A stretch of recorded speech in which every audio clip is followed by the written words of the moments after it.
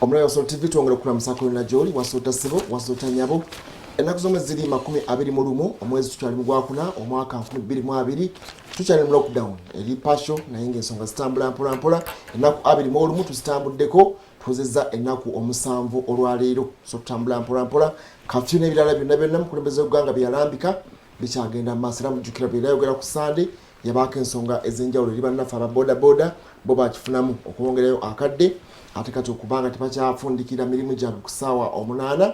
paka ssaawa 11 ez'akawungeezi. Amannya nze Muhammad Wamala, program Omunyo ku makya tubatunulira ensonga ezo ez'enjawulo eziba zaakoze amakulu ekiro ekiyiseewo naye ng'ekikulu ennyo ekiri mu nsi yonna kyekirwadde ekya COVID-19 ekyetibwa akawuka aka coronavirus. Bugenze kukya leero nga Uganda yafunye omulwadde omulala ku bantu 117 abakebeddwa olunaku olwajjo waazuuliddwayoko omunoonyi w'obudamu yavudde mu ggwanga lya Burundi yayitira mutukula ku boda yali ava mu ggwanga erya Tanzania mu kiseera kino ali mu ddwaliro wali Erakai. So kankole kwasa munanga kulamuseeko atubirenga tunulira ensonga zino mu butongole bwazo n'ebirabo tutegese olunaku olwaleero. Neyanzige bwana Wamala omulabi omulungi wa Soul TV nange njagala okulamusaako amakya ga leero. Wasiza otya ssebo wasiza otya nno nnyabo twebaza Katonda akeeseza obudde atukuumye nga tukyali balamu n'olwekyo okumwebaza tekirina kyekikolako n'omulundi n'ogumu nga bwe tugamba nti weebale amala ebintu naawe okwebaza kitaasa gwe so si kitaasa oli agaba. Yes, program Omunyo ku makya ndi mwana w'omwami tuguse ebintu bye tutunulira bya COVID-19 gw'otudde wakaawo oli wakabeerawo stay home ffe tujja kubanga tutambula buli wamu tukubuulire gy'otasobola kutuuka biki ebiriyo ate n'ebyo ebiyinza okuyamba okubeera nti weekuumira mu bulamu buno oba banaabutamu nnaku entono ezijja oba banaabongerako ekkoligo ekijja kijje abantu bagumye bakikulu kya bulamu si kyakuguma bugumi naye ng'obulamu bwe tusinga okwetaaga ate oba abantu bagumira okubeera mu lubuto emyezi 9 naye zino ennaku 21 namwe mutuggyeko essagaliko tugenda tolondokera ddala n'ensonga tulina nyingi olwaleero naye tugenza okutuuka leero nga obukadde busoba mu bantu 2,400 twalipoota eyo naye nze kenfunye ku katono nnyo 17,000 gy'abantu abafudde mitwalo giringa 64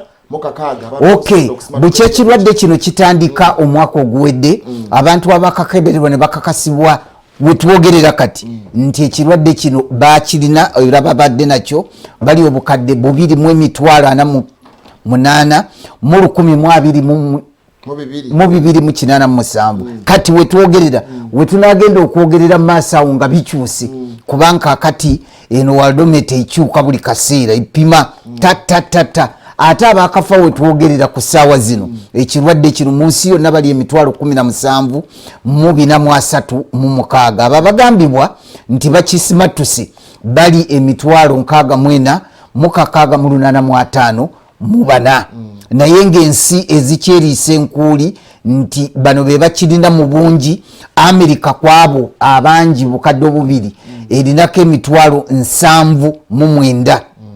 ate Spain erinako 20,000 Italy erinako 18,000 Bufaransa erinako 15,000 n'ekitundu Germany erinako 14,700 Bungereza erinako 12,400 n'abalala ne bagenda nga bakkirira bwe batyo. Amerika yakafiisa abantu 42,514 wetwogerera. Spain yakafiirwa abantu 28,852. Italy yakafiirwa abantu 20,414. Bufaransa yakafiirwa abantu 20,265. Germany yakafiirwa abantu 10,862. Bungereza yakafiirwa 1,659. Wano mu mawanga agafa agatwetoolodde be tulina okutunuulira balirwana baffe bayimiridde batya kubanga kyetukola wano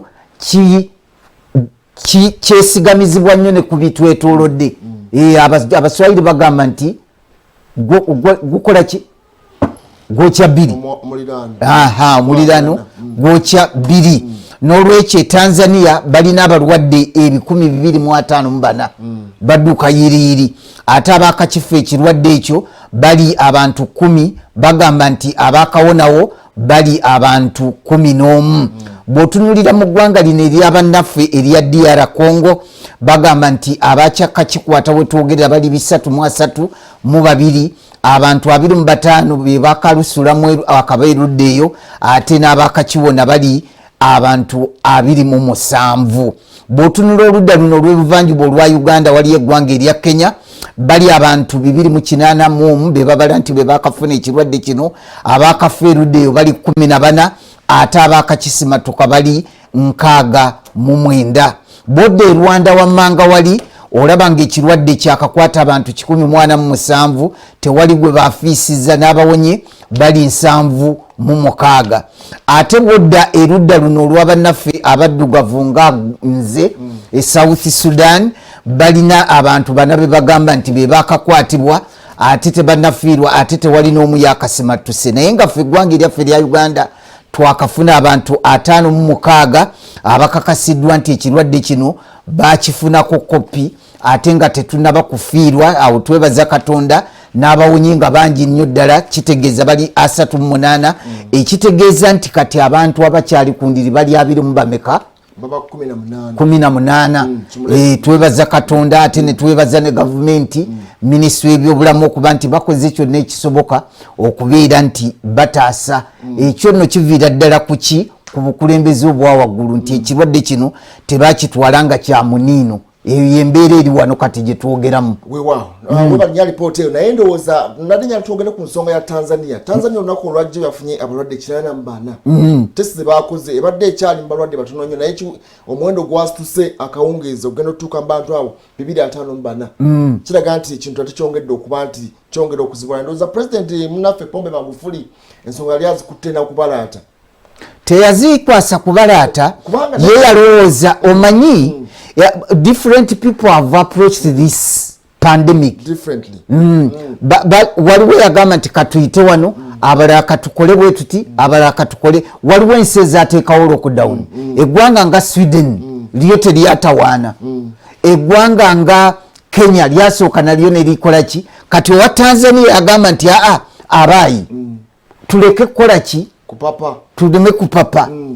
Katukole bwe tuti ne bwe tuti. Ye n'agyambuka ne ku lusozi genda kusaba. Amasinzizo gonna n'aleka ng'akoze eki agatadde oba mu Katuliki. Kubanga ndowooza ate olunaku abazadde bamala kuvayo ne batabukamukko n'alyoka ggala amasomero. Kaakati amakanisa bw'aba yakkiriza amasinzizo, amasinzizo agamu galina enkola nga social distance tebeerawo n'omulundi n'ogumu. Kati ng'Abasiraamu bobeera muntu ku muntu, muntu ku muntu, sitaani aleme bayitamu mu makati. Is that so? Kati atuuse okubayitamu kubanga kweno gundi tewali akkirizibwa kubeera muntu ku muntu. Wano abaawano bakigumira ne bagamba nti kati katudduke buli omu yeekweke, sitaani talina wajja tusanga. Naye kaakati amawanga amalala kati nge Pakistan pulezidenti waayo alwanagana n'Abasiraamu. Imran Khan olunaku olwajjo prime minister babadde banoonya n'abantu abagenza okuziika Maulana eyafudde owa Islamist group oyo gwe bagenza okubanga baziika. Bagamba social distancing abantu 10 naye bano bagenze emitwalo nga 10. Kati awo tolaba akanyambere gakali eruddawo. Akanyambere kakati owa Tanzania ekintu yakikwata mu ngeri ndala. I think kati essimu president wa Uganda zateekwa okuba nga afuna buli lunaku tezigambika bamwebuuzaako most especially mbono waawa owe Kenya nowe Rwanda naye amukoonako kubanga wano wo ono waawano ye ebintu kye bayita entalo yazimanyiira okuva mu nsiko n'alwana eza sirimu n'alwana eza konyi n'alwana ezaki n'endala ze sijja kwogera zotera okumulangira wano naye nga zonna azazirinya ku nfeete naye alina odunginya ku nfeete ng'ate naffe tumukwatiddeko ffe tumukwatirako oba yatukwatiddeko tulina kwekwatirako ffenna kuba kati ebintu ebyatuuse bizibu nnyo. Amawulire amalungi nti kati ate obuzibu badde mu bannaffe bano abavuga ebimotoka naye olunaku olwajjo basobodde okuinterceptinga omusajja oyo yavudde mu ggwanga erya Tanzania ne bannakenya kati bali bana batruck drivers ababadde bafunye ekirwadde kino bamusanze eregu yava ku track system ate naawe omusajja omulala okumuvugira ekimotoka akituuse mu ggwanga erya South Sudan. Tolaba nti tukyalina obulabe mu abo awo wakyaliwo akagundi kanene nnyo nti abo ate bava mu ggwanga eririna obuzibu Tanzania ne Kenya okusingira ddala kati awo wazibu nti bajja n'ekintu ate wano bwe tumala obbakebera some of these people are asymptomatic kati omuntu atambula nakyo n'agenda ng'akiwereba abalala mugenda okuzuukuka bwe muti nga akanyamberege kaguddewo naye twebaza nti bakyakikutte mu ngeri yaabwe so Italy cases zakendeddemuko Italy badde nga yakusatu kumpi mu bantu abalina ekirwadde kino naye ndowooza twagenza totuuka n'okutokomoka kw'abafu kikakkanyemuko babaga nti kino kirungi nnyo bagise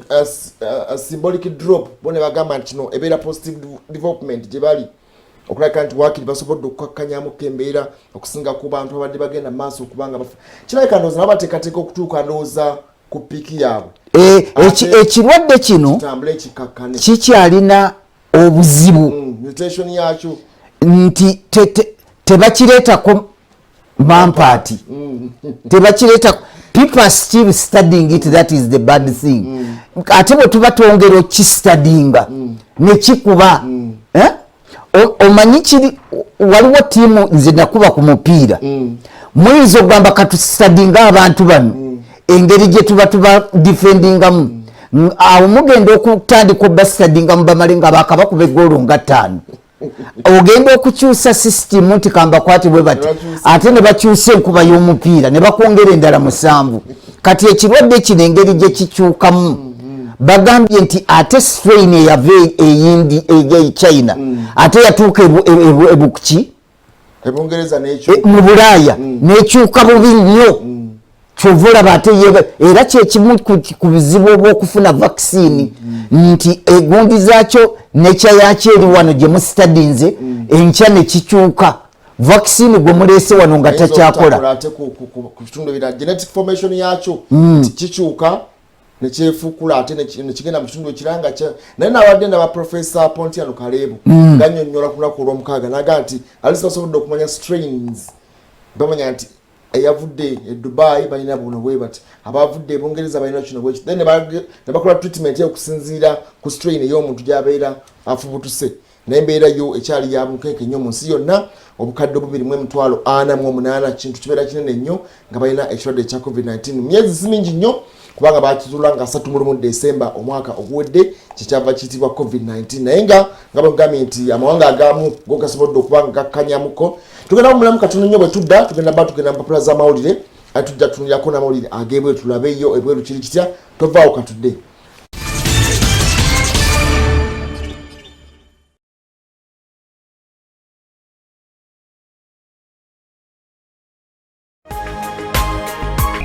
Femunyo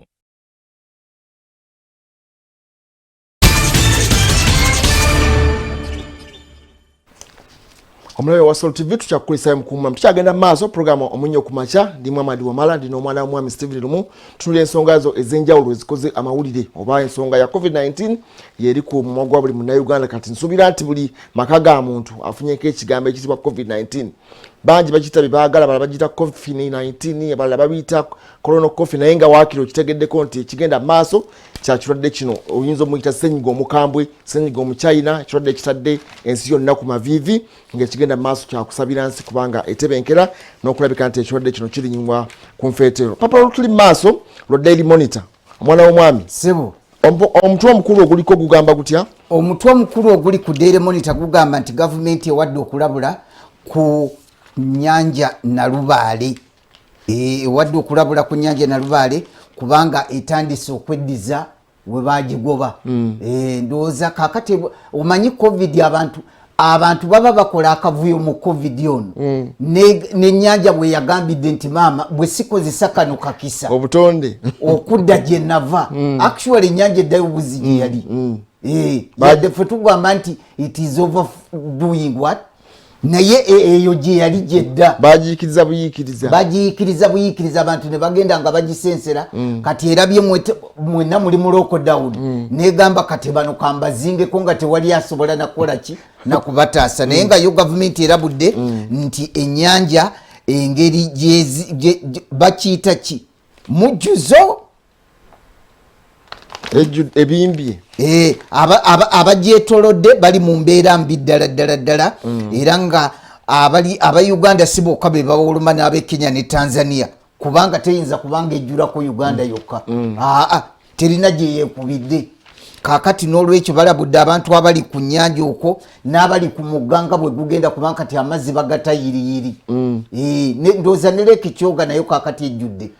olw'enkuba egenze maaso kubanga etonnya so omujjuzo gwayo guli mungi gavumenti erabudde abantu bave ku mbalama z'ennyanja ejja kubattira bwereere yo tewaliwo toyinza gafuwa bafu nti gaddeyo eri mulina kugyesega bwesezi kyakoma okubaawo mu 63 okujjula okubimba bwe kutosolaba emyaka gino egizze gibaawo gyonna nti ate kati yazzeemu ennyanja yagenda they call it receding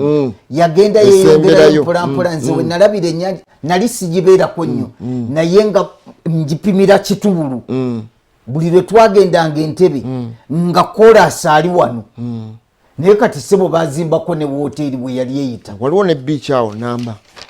eriwaawo naye koolaasi yayitanga ku nnyanja bwati naye kati anyanja eri kati egamba kankomewo kati ejja kudda etwale ne kolansi ekizibu ekiriwo mu mutinnankani eno nti kati abantu abasinga obungi batidde nti emisota gibalumbye negoonya zijjiramu olowooza nti kubanga kati negoonya nazo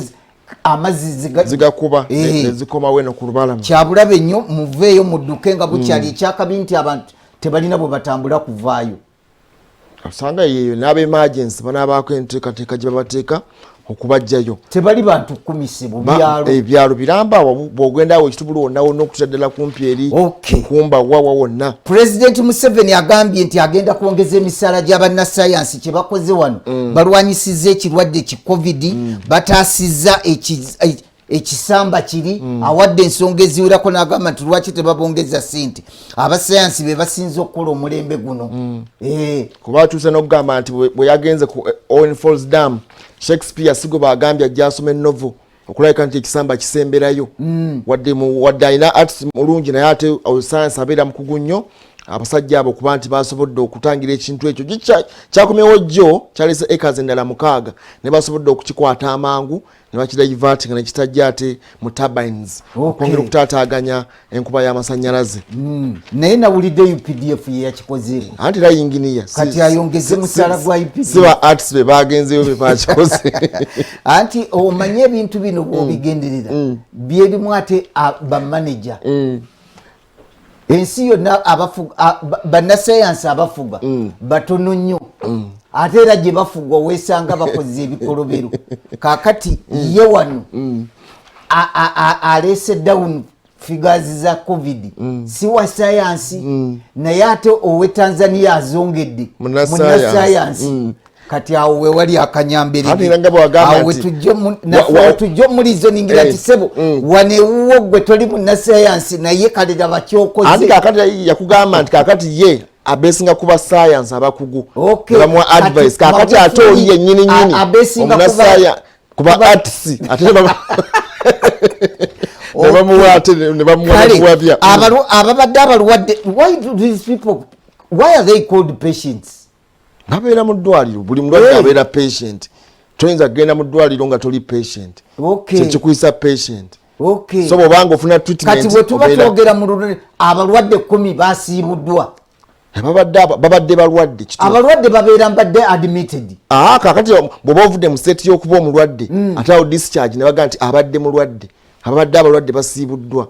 ababadde abalwadde 10 basiibuddwa okuva Entebbe ababadde abalwadde basiibuddwa okuva Entebbe bagambye nti temuddayo temuba sosola kubatulugunya front page yaddeko ekifaananyi wano tetwakyogeddeko eriyo abantu babadde bakawujjo baagala kakulya bekalakasa olw'emmere twagala mmere waliwo abaagala emmere bakumye n'ebipiira nti emmere tennabatuukako nabo bakyalina amaanyi babakyasobola n'okukuba emipiira n'okudduka n'abasirikale abakuuma ddembe ndozadde bakyalina wakulya emmere ejja Amerika ekoze akawuka kalwanyise korona atakulekera naawe tomulekera ennyanja ekutumira bagambye nti akati ebintu webituuse bagenda kukola ki bagenda kukola akawuka akalala nako kasobole okulya kali bakakube mu muntu era Dr. Julius Lutwama ngono mukugu mu byobuuka buno mu Uganda Virus Research Institute yagambye nti eno yengeri yokka eyinza okututaasa kaperono eyatulumba okuva e China. Mbeera nzibu nnyo wano bagambye nti disease outbreaks and Africa healthcare crisis bagambye nti ebirwadde bino ebibalukawo n'engeri Africa gyesobola okubanga ebyeŋŋangamu okusobola okubitangira. Daily Monitor ina amawulire mangi nnyo gawandiise olunaku olwaleero era wano bagambye nti counties balaze engeri amawanga ag'enjawulo gasobodde okukakkanyamuko engeri ekirwadde kino kigenda maaso okuba zunya oluguje naye nga agamu gakakanyizaamuko okwakuliza okugateeka tugenda birabaawo maaso era akutegeezezza nti ekirwadde kino ekya COVID-19 kiyimiriza enteekateeka za kampuni y'ennyonyi eya Uganda ez'okugaziwa tesobola kugaziwa n'omulundi n'ogumu awo naffe ataawo COVID watukwatidde muki mu tulabe mangu wano then tukuba tulina okulako n'ageebweru katono nnyo naye bwino atiisa kubafa abizadde ono bwino COVID-19 atabudde abasawo ebyama ebitiisa lwaki waliwo abaagala abantu babasibira waka okutuusa 2021 Landlord yenna n'abanja renti agulweko gwa butemu kasiita bwagamba ndoza byakuteesa buteesa kubanga landlord yazimba ebizimbe bye nga ayagala kufunamu kasente. Museveni bamulabudde kubaagala okumusikira mirundi yaleese bwino waliwo abapanzi okukutwala mu kkomera ng'ovuddeko oyo naye bwino agamba nti baaba n'abasumba abeekwesa endiga kati zifa njala bujinga awaddeyo obukadde 10 laba abalala gye beekwese n'abaleese obubadde obupya okufera endiga oyo naye bwino kakati era eddagala erigema korona lisonze waliwo lye bakoze mu bisodde bitiisa laba engeri abanene gye bagabanye sente za COVID-19 ne bwe muleeta guleeda nnya tetugenda kuzzaayo sente ani abyogedde asangibwa mu bwino ba MP nabo batabuse okubayita embizzi Simeon Nsubuga alese bwino ku Kagame lwaki Museveni ayagala kamera ku mazzi nja kukusiba engeri Museveni gye yatabukidde eggwanga n'alagira bamukebera omutwe nono agambye tojja kundyako sho Museveni agobeza Bobi Wine obuyambi ku bannayuganda abali e China wadde ate katika kubajjayo yamugambye tondyako sho ne Museveni yawadde ababaka enguzi yakongezayo kalulu ka 221 Besigye ina bya kyabyogeddeko wano n'enteekateeka endala nnyingi nnyo ate balaze wano nti COVID-19 atabudde abasawo mu America tujja batufundikira wano ale tunulireko ageebweru katono nnyo ensonga nnyingi ziwandiikiddwa olunaku olwaliro obugenzi okukerera naye nga America ekintu kyaleka nga kyongedde okutabuka naye amawulire agasinga amakulu bagamba nti omukulembeze wa North Korea bwe bamubika kati temwewuunya Kim Jong-un omuvubuka oyo embeera ye bamulongoosezza ndowooza bya mutima naye tebamanyi gye bamukwese naye nga embeera bagamba si nnungi n'omulundi n'ogumu era nga abukesi mu America bongera okugenda okulaba nti bamulongoosezza mu ngeri etali yakusaagirako era nga kigambibwa nti ennaku ezo nga April 15 yali wakulabikako okukuza amazaalibwa ga jjajjaawe naye teyalabikako kubanga baali bamaze okumulongoosa bakiyitaani cardiovascular ayinza ba CRST yo naye ndowooza bongera kutereeza butereeza catheterization okumuyisaamu waya ez'enjawulo okwongera okutereeza omutima n'engeri gyekukubamu kubanga n'amawulire g'Ebungereza nago kigakubye nti omukulembeze wa North Korea Kim Jong-un ali mu mbeera mbi nnyo oluvannyuma lw'okumulongoosa omutima yalina okugenda ku mikolo gya jjajjaawe Kim Jong-nam naye teyasobola kubanga agendayo ennaku ezo bw'ataalabika bagamba nti alina we yeewogomya ekirwadde kumba ali mu nankani bagezaako kumu naye abakulembeze nno bwe bati oluusi ayagala baleme n'omusirisa mbu nga bamukebera yali ku pano beating kubanga bano babadde bagenda maaso galangatana na kirwadde kya COVID-19 yabadde mugezesa byakulwanyisa yakubanga zimizairo ngeno baga that was diversion yagamba abakulira amajeni mukubekubeyo nze ngeno nga banongosa balowooze nti nze ndi mu command ngalenga ali mu cover naye bannanga obulwadde buzibu kubanga kakati owesigwa otunulira omusawo ng'agenda okusirisa n'ogamba obwono gwe baguze okunzita talina gwe yeesiga ate era bintu bizibu nnyo nadde ndaba ne ŋŋamba nti ensi zonna zibadde n'ebyokulwanyisa eby'amaanyi bonna bagezesa America egezesa Iran egezesa Russia abaputin bonna balina eby'amaanyi bagezesa naye kati ekyokulwanyisa ekisingayo mu kaseera kano kitole kya sabbuuni ekyokulwanyisa ekiri mu nsi yonna bagezezaako byonna bye basobola naye kati lengera kitolo eki kya sabbuuni nga kyekyokulwanyisa ekiri mu nsi yonna ekigenda okweŋŋanga akalwadde aka COVID-19. Eggulire erya USA Today nga nalyo lifulumira mu America, United States of America, bagamba nti abeekalakasa okuva mu ssaza ly'e Pennsylvania abawerera ddala 2,000 beeyiye ku nguudo nga bagamba karantini ebatami badde ku mirimu. Amasaza mangi nnyo ageekalakasizza mangi bagamba nti dazini namba bagenda maaso twagala kudda ku mirimu gyaffe oba ekirwadde kitusangeeyo naye ffe twagala genda ku mirimu. Olupapula lwa New York Times lufulumira mu ggwanga erya America luwanise ne bagamba nti New Yorkers be bantu abeera mu New York bo basazeewo okulabika nti bakubye ekitongole eky'ebyobulamu mu nsi yonna mu mbuga z'amateeka ku biri ebyagenda mu maaso mu China okulwawo okulangira pandemic okulabika nti beekobaana ne China bo kibasazeewo abakulu bano bagaye katugende Westchester County bagaye kabakube ekitongole kino mu mbuga z'amateeka for compensation and damages baagala nti omukulu Dr. Adnom alabika nga yalagajjalira ekirwadde kino okulabika nti kyekituusizza akaseera kano obulagajjavu bwe butuusizza ensi yonna okubanga efukamidde olw'okubanga terina kyamaanyi kyeyakolawo okulabika nti ataasa embeera eno. Bwe tugenda mu bamuyita Daily Mail wa Bungereza, Daily Mail alimu amawulire agatiisa nti coronavirus akyuse emirundi 30 akyusemu emirundi 3 era ng'ono kati omupya yayuzayuza Bulaaya era nga bagamba nti kati mu Bulaaya wakyuse wabukambwe nnyo okusinga oyo eyaluma America ng'ava e China bwe bamusitadinze ekyo kitegeeza nti embeera si tewoomya nakabululu bitabuse bwe bituukawo biba byongedde okutabuka. Ate Guardian awanise ku nteekazika za Trump alabika nga agenda kuyisa ekiragiro ekyenjawulo ekigaana buli abagwira okujja mu kiseera kino agamba nti agenda kuyisa directive ey'enjawulo agiseeko omukono mu kaseera kano ng'agenda mu maaso okubanga alwanagana ne coronavirus ate agambye ono invisible enemy tayinza ate gattako bannansi balala kulabika nti bajja okwongera ate okuteeka akazito ku ggwanga erya America mu kiseera kino baagala akasente ke balina bakakwate bakateeke mu kutaasa bannansi ekirwadde kino mu kaseera kano kata kyayagalamu nnyo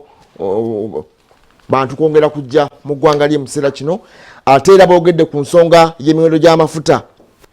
bagala nti amafuta balina mangi nnyo kati kye basazeewo kwe kulabika nti kati abagakola ate be bagula abagenda okugagula mu kiseera kino balina surplus eri awo y'amaanyi nnyo tebalina bakakaguza anti indasitule wadi yonna eri kuli kati tewali ageetaaga abantu bali waka wano bandigakendezeza lwakuba tugajja wala ne gagula buli lita nusu 3.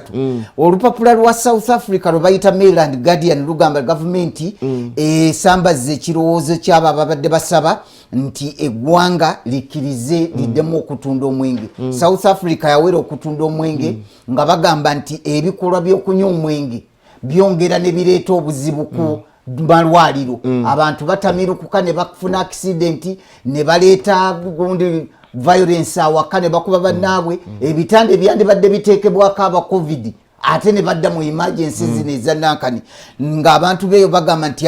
mbu okunywa omwenge kibayambako nnyo mu kiseera kino nga bali awaka. Sirira Ramaphosa agambye nti oba gwe gubatta gwe gubatte naye tetujja gubawa. Ow'Ekenya bagamba mbu buli kasawo yali Sonko yali atadde ku gundi eyo nga buli kasawo ateekerako akacupa agende aba bayambeko abantu okuba nti bali waka naye nga beweweezaamuko. Omanyi kakati Uhuru Kenyatta kyekizibu kyalina naye nti abantu b'ab'e Kenya wakiri oba mawugali n'oba wagundi ne bawuuta kati kizibu kubanga ate naye kizibu okubeera nti agamba nti bakuyita kutotobaza mawugwe n'atotobaza amawugwe naye ng'ate embeera amawugwe bagatotobaza na sigala bano batotobaza kibumba kusiriza kibumba kakati buli muntu alina faba wano basaba kawunga ate owulira balinga basaba bya stupid